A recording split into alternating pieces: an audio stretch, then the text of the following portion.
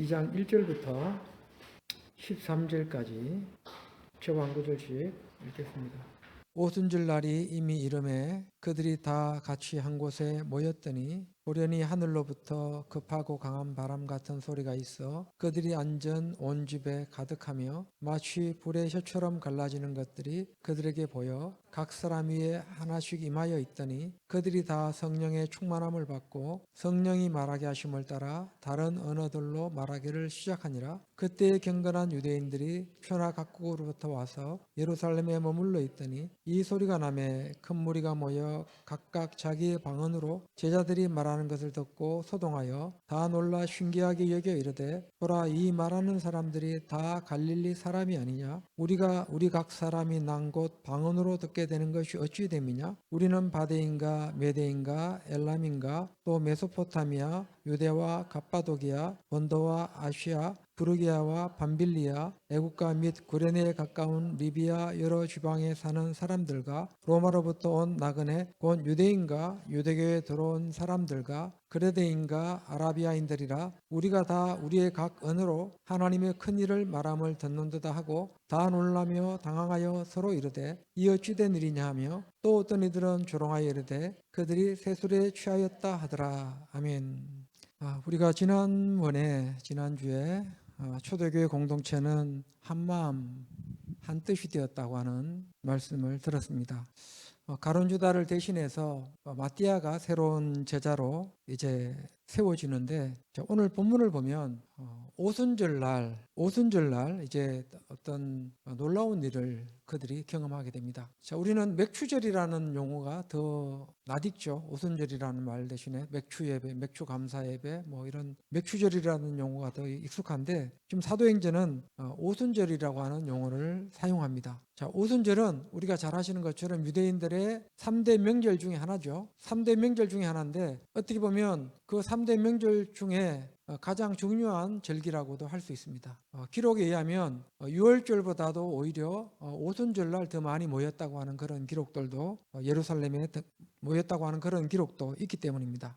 자, 그러면 이 오순절날이 왜 우리에게 특별한가 하면 이 오순절날 성령이 임했죠. 가장 중요한 것은 성령의 임재입니다. 자, 그런데 우리가 성령의 임재할 때 조금 간혹 이제 그런 분들이 있어요. 목사님들 중에도 신앙하면서 당신 방언 받았느냐 못 받았느냐 뭐 이런 말 하지 않습니까? 마치 방언을 못 받으면 그 사람의 뭐 신앙이 아직 성장하지 않은 것처럼 그렇게 말하는 사람이 있습니다. 자, 지금 이 오순절날과 관련된 게 여러 가지가 나오지만 여기 보면 바람 소리도 들리고 뭐 불의 혀 같은 것도 보이고 그 다음에 또 뭐예요? 각자가 오순절날 모인 그 120명의 문도들이 방언을 한 걸로 나오잖아요. 방언을. 그러다 보니까 마치 신앙에 열정 있는 사람들, 뭔가 교회에 뭐 열심히 다니고 이런 사람들은 마치 방언을 안 받으면 안 되는 것처럼 그렇게 말하는 경우가 있습니다. 자, 그런데 우리가 분명히 알아야 될 것은 먼저 본문을 시작하기 전에 사도행전에서 나오는 이 방언과 고린도전서에서 나오는 방언과 같은 것인가를 우리는 한번 생각을 해봐야 됩니다. 자, 그 부분을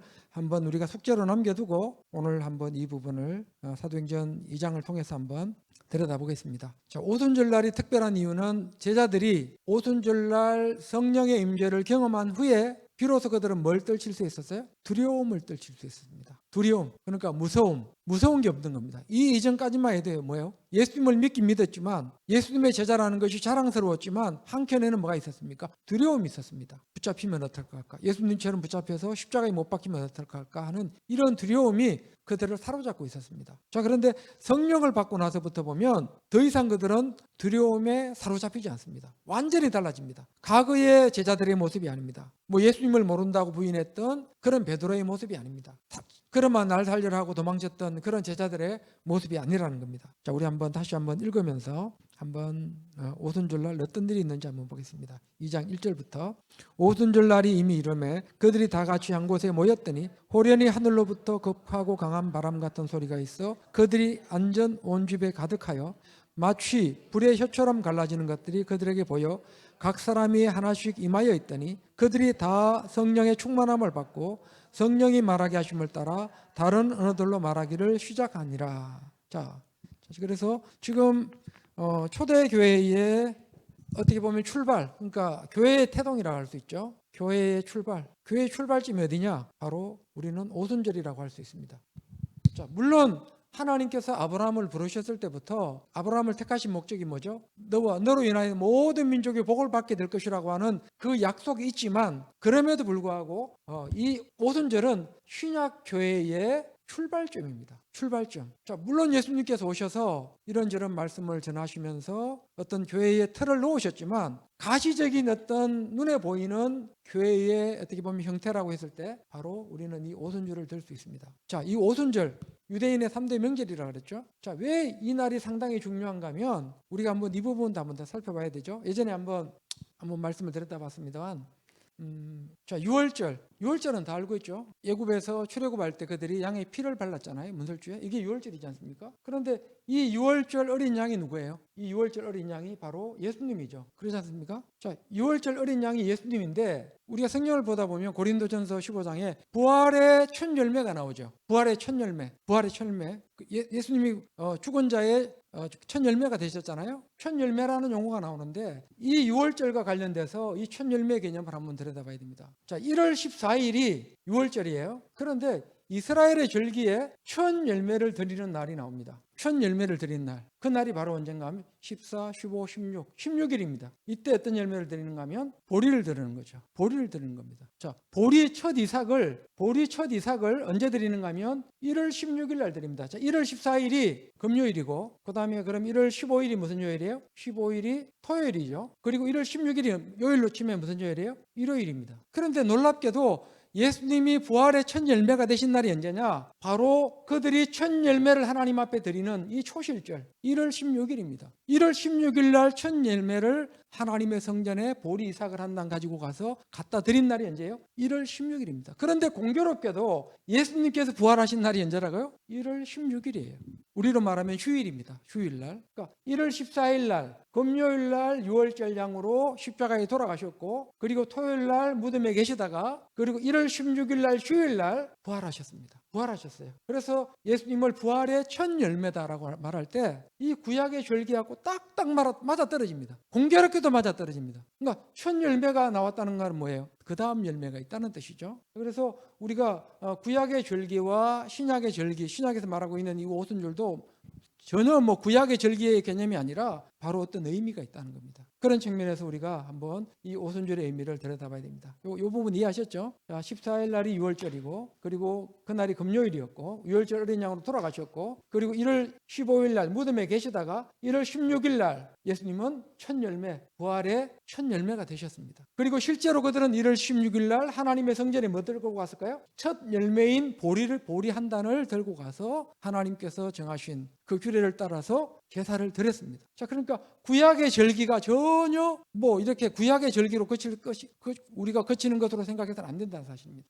자, 그런데 지금 오늘 본문에 보면 뭐가 나와요? 오순절이 나오죠. 그럼 오순절은 뭐예요? 기점이 언제입니까? 바로 요 날이 기점입니다. 1월 16일 첫 열매 보리 한 단을 가지고 하나님의 성전에 가서 제사를 드렸던 그 날을 기점으로 해서 며칠째 되는 날?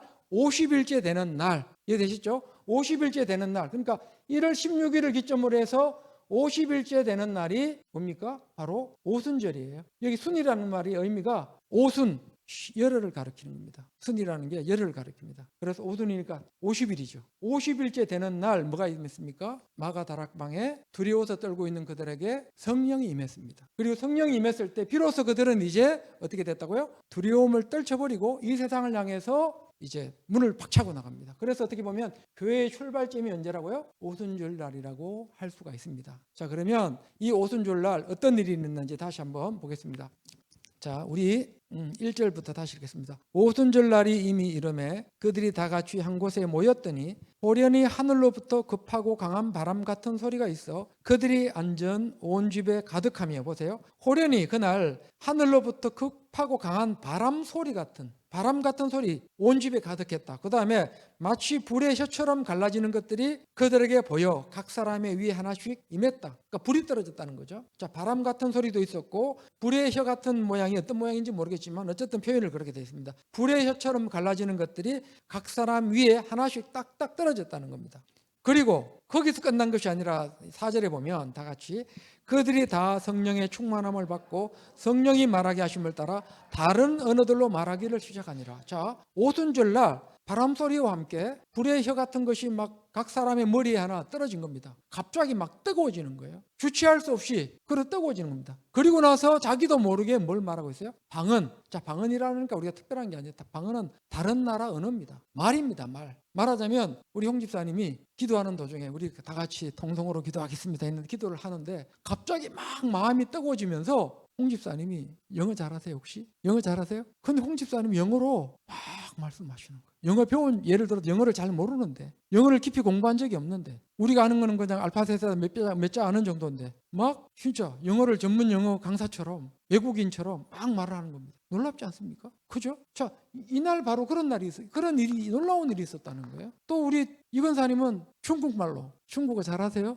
중국말로 막 뭐라 그러는 거예요. 이 중국어 배운 적이 없는데 너무나 신기하잖아요. 자, 이런 일이 언제 일어났어요? 오순절날 일어났습니다. 너무 신기하지 않아요? 자, 그러다 보니까 많은 목사님들이 이 방언을 상당히 중요시합니다. 성령 받은 사람은 꼭 방언을 해야 되는 것처럼. 그래서 방언 못하는 사람이 있으면 기도원에 가서 따라하라 그래요. 방언을 가르친답니다. 성경 어디에 방언을 가르친다는 이야기가 나와요? 방언 못한다고 방언하라고 막 따라해 하면서 따라하라 그러니까 그 사람도 어떻게 합니까? 분위기에 도취돼 갖고 따라하다 보니까 할렐루야 할렐루야 할렐루야 할렐루야 하다가 뭐가 돼요? 말도 안 되는 말을 막 찌꺼리는 거예요. 자, 방언은 그렇게 받는 게 아니에요. 방언은 하나님께서 주시는 거예요. 주시면 받는 거고 안 주면 못 받는 거예요. 안 받았다고 해서 이상할 것도 없고 받았다고 해서 자만할 것도 없어요. 자, 오순절날 내렸던 방언은 바로 어떤 방언입니까? 이 땅에 있는 언어입니다. 중국말, 말하자면 우리로 말하면 그냥 오늘날 관점에서 중국말, 일본말, 뭐 영어, 뭐 프랑스어, 뭐 독일어 예를 들어서 이런 언어들이 한 사람마다 다 다른 언어를 하는 거예요. 한 사람은 영어, 한 사람은 중국말, 한 사람은 뭐 독일어. 120명이 다 각자 어떻게 보면 다른 나라 말로 막 기도를 하는 겁니다. 이게 하나님의 역사가 아니면 무슨 역사예요? 그렇잖아요. 자, 이렇게 방언이 이때 터지면서 그들의 가슴도 뜨거워지면서 이제 더 이상 그들은 어떻게 돼요? 두려움을 극복하고 나갑니다. 자, 그런데 한 가지 우리가 알아봐야 될 것은 그럼 고린도전서에 나오는 방언과 언어는 어떻게 다를까? 이 방언과 그 방언이 같을까요? 같을까요? 다를까요? 다릅니다. 이거는 일회성입니다. 오순절날에 내렸던 방언은 일회성이고 듣는 대상이 누구예요? 사람입니다. 그래서 예를 들어서 이건사님이 막 중국어로 방언을 합니다. 그런데 중국 사람이 와서 들으면 이건사님이 하는 방언의 기도를 알아들을 수 있죠. 중국말로 지금 하나님 앞에 이런 기도 내용을 올리네. 또 영어를 잘하는 사람, 영어의 미국 사람들은 우리 홍 집사님 영어로 막 기도하면 홍 집사님 지금 이런 기도를 올리시네 다 알아듣잖아요. 그러니까 그 당시의 방언은 바로 그런 방언이었습니다. 그런데 고린도전서에 나오는 14장에 나오는 그 방언은 이 땅에 있는 사람이 알아들을 수 있는 방언이 아니에요. 하나님에게 직접 하는 언어입니다. 그래서 방언은 고린도전서에 뭐가 나와요? 통역을 해야 된다 그러죠. 통역을 못할 것 같으면 방언을 하지 말라는 거예요. 통역하는 사람이 없으면 방언을 하지 말라는 거예요. 자, 예를 들어서 누군가가 막 방언을 하는데 이 땅에 있는 말이 아니에요. 이 땅에 있는 언어가 아니에요. 그럼 방언하지 말라는 거예요. 교회만 혼란스러워지니까 반드시 통역을 해야 된다는 거예요. 그러니까 어떻게 보면 통역이 안 되면 그 방언은 어떻게 보면 좀 온전한 방언이라고도 할 수 없겠지만 그럼에도 불구하고 이 방언은 상당히 좀 미스테리한 게 있다. 그렇다고 해서 통역을 못하는 것은 방언이 아니냐 이렇게 말했을 때 그것도 상당한 좀 우리는 물음표를 한번 달아봐야 된다. 왜? 하나님께 직접 올리는 그런 방언도 있으니까. 자, 그런 측면에서 어쨌든 오순절날 내렸던 이 방언과 그다음에 고린도전서 14장에 나오는 방언은 조금 다르다는 것을 우리가 분명하게 알 수 있습니다. 자, 어쨌든 한번 지금 오순절날 이런 방언이 이제 터집니다. 한번 읽고 조금 더 보충 설명하겠습니다. 우리 4절 다시 읽겠습니다. 그들이 다 성령의 충만함을 받고 성령이 말하게 하심을 따라 다른 언어들로 말하기를 시작하니라. 그때 경건한 유대인들이 천하 각국으로부터 와서 예루살렘에 머물러 있더니 이 소리가 나매 큰 무리가 모여 각각 자기의 방언으로 제자들이 말하는 것을 듣고 소동하여 다 놀라 신기하게 여겨 이르되 보라 이 말하는 사람들이 다 갈릴리 사람이 아니냐. 그러니까 지금 이 오순절 날에는 유대인의 3대 명절 가운데 어떻게 보면 가장 큰 명절이었기 때문에 세계 각국에 흩어져 있었던 있었던 유대인들, 디아스포라 유대인이라고 합니다. 흩어져 있는 유대인들. 마치 우리나라가 일제 때 만주에도 있었고 우리나라 주민들이 만주, 뭐 일본, 그다음에 연해주 뭐 다 흩어져 있었잖아요. 그래서 지금 러시아의 어느 한 곳에는 또 고려인들도 있잖아요. 자, 그런 사람들이 어떻게 했어요? 예루살렘에 왔습니다. 예루살렘에 왔는데 이 사람들은 유대인들이 아니에요. 어떻게 보면 본토 예루살렘에서 유대 땅에서 태어난 사람들이 아니라 우리로 말하면 제1교포 2세, 뭐 3세 이런 사람들이 말하자면 이런 사람들이 와서 딱 있는데 갈릴리 출신, 영어를 배우지도 못한 홍 집사님이, 중국어를 배우지 못한 우리 이건사님이 중국어로 영어로 막 말을 합니다. 그러니까 이 사람들이 깜짝 놀라는 거죠. 이 사람들은 갈릴리 사람들이고 우리의 언어를 배운 적이 없는 사람들인데 어떻게 지금 영어를 하고 중국말을 할 수 있을까? 지금 그 이야기를 하고 있는 겁니다. 계속 보겠습니다. 7절 다시 읽겠습니다. 다 놀라 신기하게 얘기해 이르되 보라, 이 말하는 사람들이 다 갈릴리 사람이 아니냐? 우리가 우리 각 사람이 난 곳 방언으로 듣게 되는 것이 어찌 됨이냐? 우리는 바데인가 메데인가 엘람인가 또 메소포타미아, 유대와 갑바도기아와 본도와 아시아, 부르기아와 밤빌리아, 애굽 및 구레네에 가까운 리비아 여러 지방에 사는 사람들과 로마로부터 온 나그네 곧 유대인과 유대에 들어온 사람들과 그레데인과 아라비아인들이라. 우리가 다 우리의 각 언어로 하나님의 큰 일을 말함을 듣는도다 하고 다 놀라며 당황하여 서로 이르되 이 어찌된 일이냐 하며 또 어떤 이들은 조롱하여 이르되 그들이 세술에 취하였다 하더라. 자, 지금 놀라운 일이 일어났죠. 지금 뭐 갑바도기아도 나오고 뭐 그레데인도 나오고 뭐 나오지 않습니까? 자, 이건 나중에 우리 사도행전 나중에 사도 바울이 선교 여행 떠날 때 그때 지도를 한번 보도록 하겠습니다. 자, 어쨌든 이 사람들이 다 어떤 사람이 오늘날 터키 땅에 있는 사람들, 말하자면 이런 이쪽에 있는 사람들, 그리고 로마 제국에 흩어져 있었던 각지에 흩어져 있던 사람들이 쓰는 언어를 누가 썼어요? 오순절날 성령을 받은 120명입니다. 지금 예수님께서 부활 성천하셨을 때 제자 그룹이 몇 명으로 지금 성장되어 있어요? 120명입니다. 그러니까 예수님의 12제자 외에도 이미 120여 명이 마가다락방에 모여서 기도하고 있었습니다. 그러니까 이들이 다 뭘 받았어요? 성령을 받고 방언을 막 말하기 시작한 겁니다. 자, 이렇게 해서 이제 방언이 이제 터졌는데, 자, 그러면 요 한 가지만 하고 마치겠습니다. 그럼 여기서 어떤 의미가 있을까? 오순절날 왜 방언이 터졌을까? 많은 기적이 있는데 왜 하필 방언일까요? 뭐 바람 소리 같은 거, 불의 혀 같은 거, 이런 거는 하나님의 임재와 좀 관련이 있죠. 하나님께서 임재하실 때 막 바람 소리도 나고 막 지진도 나고 막 연기도 나고 이런 게 있지 않습니까? 자, 그런 측면에서 바람과 불과 같은 것들은 이해가 되는데 왜 하필 이 오순절날 방언일까? 방언. 다른 나라의 말일까? 생각해 보셨어요? 다른 이때 다른 거 일어나면 안 됩니까?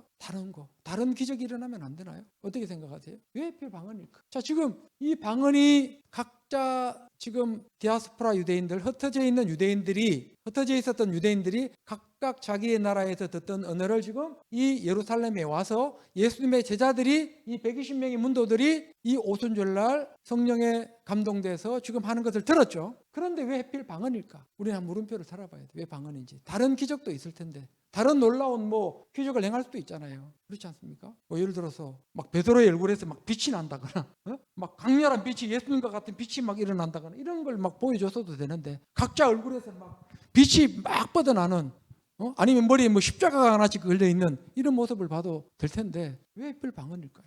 자, 우리는 이 방언을 쉽게 이야기해서 어떤 개념으로 접근해야 되는가 하면 바로 한마디로 말한다면 복음의 보편성이라는 용어를 써보겠습니다. 뭐예요? 복음의 보편성. 지금 복음의 보편성이라는 말이 뭐예요? 복음이 온 땅에 전파되어야 된다는 것을 지금 이 오순절 사건을 통해서 우리에게 알려주고 있는 겁니다. 지금까지는 유대교회에 한정되어 있었어요. 유대 땅에 한정되어 있었던 이 예수님의 역사가, 하나님의 역사가 어떻게 해요? 이 방언을 따라서 각자의 언어들로 말을 하잖아요. 그건 뭐예요? 복음이 거기까지 어떻게 해요? 뻗어나가야 된다는 것. 그리고 그들도 뭐예요? 하나님의 택한 백성이라고 하는 하나님의 언약 안에 들어와야 된다는 것을 지금 어떻게 보면 이 오순절날 이 방언이 바로 그것을 어떻게 보면 예표하고 있는 중요한 사건이라고 볼 수 있습니다. 이해되시죠? 네. 그러니까 막연하게 그냥 저들이 방언 받았다, 오순절날 그냥 방언 받았다, 이게 아니라 이 방언의 의미가 바로 예수님의 복음이 땅끝까지 가야 된다고 하는, 그래서 여기 각 자기들이 자기들이 살고 있는 나라의 언어들로 듣고 그들이 막 놀라지 않습니까? 그래서 이제 복음이 이렇게 온 세상으로 뻗어나가야 될 것을 지금 이 오순절날 성령 사건을 통해서 미리 성경은 또 하나님은 그걸 아시고 120명의 문도에게 바로 이런 놀라운 경험을 하셨다는 것을 우리가 알아야 됩니다. 자, 말하자면 이런 거죠. 바벨탑 사건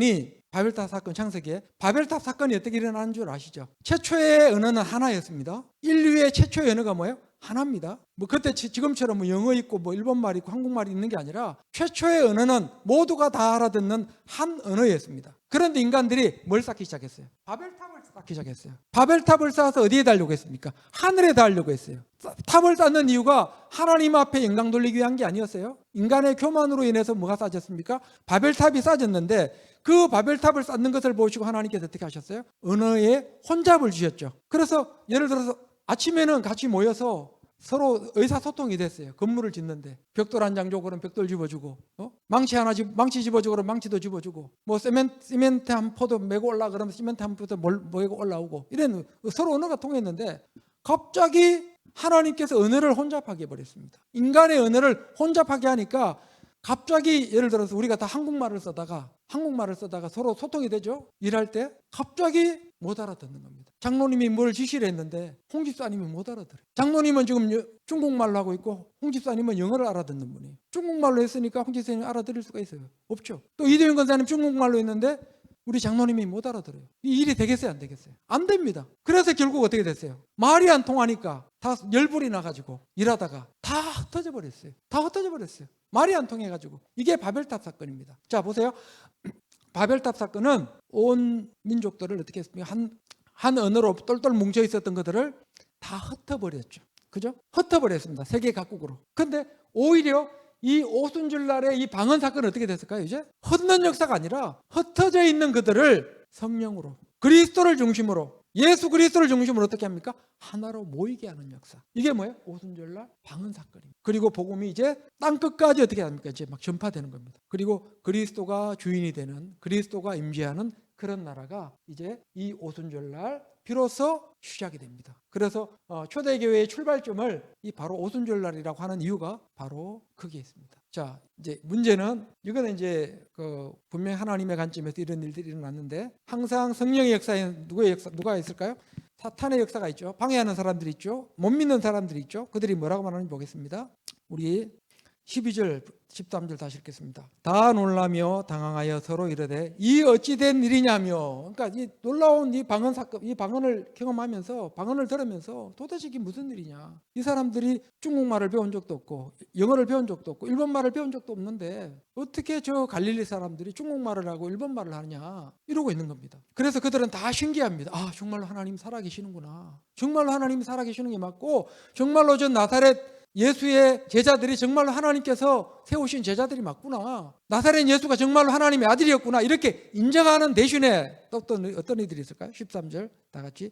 또 어떤 이들은 조롱하여 이르되 그들이 세술에 취하였다더라. 보세요. 똑같은 현상을 보고 한쪽은 하나님의 역사로 영광 돌리는 사람이 있는가, 한쪽은 뭐라 그래요? 쟤들 술 취해갖고 지금 횡설수설하는구나. 어디에 듣다가 세술이라고 하는 것은 방금 담근 포도주입니다. 방금 담근 포도주, 달싹지근한 그 포도주에 취해가지고 횡설수설한다는 거예요. 마치 우리가 술 취한 사람들이 비틀거리면서 횡설수설하잖아요. 그러니까 오순절날 이런 놀라운 경험을 한 그들에게 반대 세력들이, 사탄의 세력들이 뭐라고 말해요? 쟤들 술 취했네. 술 한 잔 먹고 지금 횡설수설하고 있네. 술 취해갖고 있네. 이렇게 지금 매도하는 겁니다. 자, 그럴 때 베드로가 우리 14절부터 15절 읽겠습니다. 어떤 말을 하는지 보겠습니다. 시작. 베드로가 열한 사도와 함께 서서 소리를 높여 이르되 유대인들과 예루살렘에 사는 모든 사람들아, 이 일을 너희로 알게 할 것이니 내 말에 귀를 기울이라. 때가 제3시니 너희 생각과 같이 이 사람들이 취한 것이 아니라 이는 곧 선지자 요엘을 통하여 말씀하신 것이니 일렀으되. 자, 여기까지 읽겠습니다.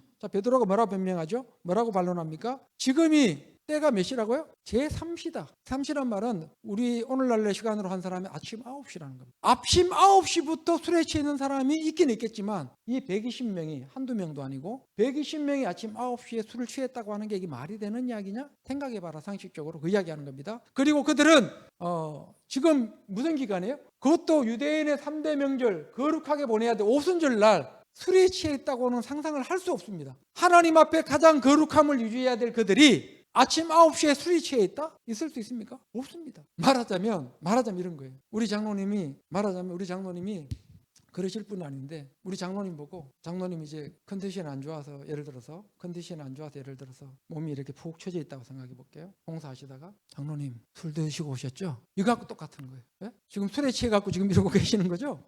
얼마나 그거 결례입니까? 지금 그런 말을 하고 있는 겁니다. 오순절날이면 가장 경건하게 보내는 유대인들입니다. 그리고 이 시간에는 아직 금식 기간입니다. 아직 하나님께 대한 예배가 아직 이루어지지 않았기 때문에 예배가 끝나기 전까지 그들은 철저히 금식을 하고 있는 시간입니다. 음식을 입에 대지 않은 시간입니다. 그런데 이들 보고 새술에 취했다고, 술을 취해가지고 지금 횡설수설하고 있다고, 말도 안 되는 이야기다라고 지금 베드로가 이제 반론을 제기하는 겁니다. 그러면서 술에 취한 것이 아니라 요엘서에 예언된 말씀이 지금 이루어진 것뿐이다라고 지금 말을 하고 있습니다. 자, 오늘 여기까지 하겠습니다. 다모단 거 다음 주에 더 연결하도록 하겠습니다. 그래서 오늘 꼭 기억할 것은 바로 교회 출발점은 언제라고요? 오순절 날이었고, 그리고 이 오순절 날은 정말로 그들이 120명의 문도에게 뭐가 임했어요? 방언이 임했는데, 이 방언의 임의는 그냥 하나님의 살아계심을 드러내기 위한 목적이 아니라 어떤 목적이라고요? 복음의 보편성. 온 세상에 이제 복음이 뻗어나가야 된다. 중국이든 미국이든 프랑스든 저기 아프리카든 상관없이 온 세상으로 복음이 뻗어나가야 된다는 것을 지금 상징적으로 보여준 사건이 뭐라고요? 바로 오순절 다락방의 성령의 임재, 방언 사건이었다는 것을 우리가 인식하시면 되겠습니다. 자, 그러면서 실제로 이제 교회는 어떻게 돼요? 이 방언과 함께 온 세상으로 복음이 뻗어나가죠. 실제로 뻗어나갑니다. 그리고 그 결과가 뭐예요? 오늘 우리가 이 대한민국에서 오늘 이 시간 예배를 드리고 있는 우리가 결국 이 오순절로 인해서, 오순절 이 방언 사건으로 인해서 결국 오늘 우리가 이렇게 열매로 있다는 사실도 우리가 기억할 수 있기를 원합니다. 오늘 여기까지 하겠습니다. 주기도문으로 마치겠습니다. 하늘에 계신 우리 아버지여, 이름이 거룩히 여김을 받으시오며 나라 임하시오며 뜻이 하늘에서 이루어진 것 같이 땅에서도 이루어지이다. 오늘 우리에게 일용할 양식을 주시옵고 우리가 우리에게 죄지은 자를 사해 준 것 같이 우리 죄를 사하여 주시옵고 우리를 시험에 들게 하지 마시옵고 다만 악에서 구하시옵소서. 나라와 근세와 영광이 아버지께 영원히 싸움나이다. 아멘. 자, 수고하셨습니다.